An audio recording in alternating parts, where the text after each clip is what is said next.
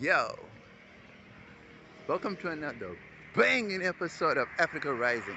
Yo, today we want to talk about something that is different, that is unique. Who who gets to determine what is legal and illegal in Africa? Is it the Africans? Is it the Americans? Is it the Europeans? The Chinese? I mean, if Africa belongs to Africans and Africa is for Africans, then why is it that the Americans and the Europeans get to determine what is legal and what is illegal in Africa? Doesn't make sense, right? So for me, I was just thinking that, sometimes these things that happen in Africa, it just doesn't make sense because now we've got to answer to the Americans or we have to answer to the Europeans. And for me, it just feels like it's a whole, I don't know, it's just different. You know what I mean?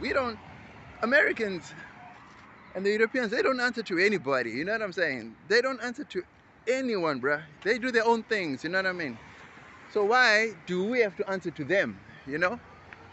Everything that's sold in Africa must be sold according to their terms, their currency, everything to make their lives easier, and our lives have to be made harder. So I don't understand that. You know what I mean?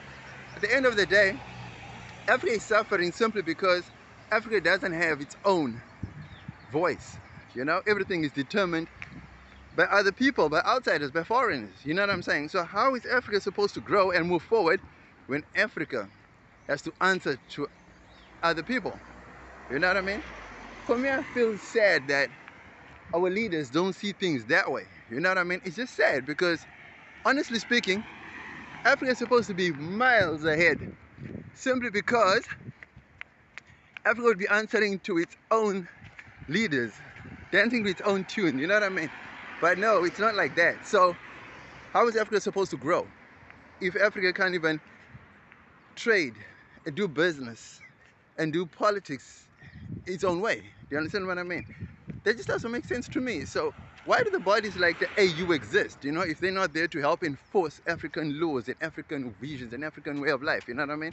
So I really think it's unfair that Africa has to answer to other people just in order for them to implement policies and changes that would suit Africans. You know what I mean? I think it's really unfair. So whether it's on the business front, on the political front, or just on the social front, you know what I mean? It just doesn't add up, Sports, everything. It's so unfair that Africa has to answer to everybody else except to Africans.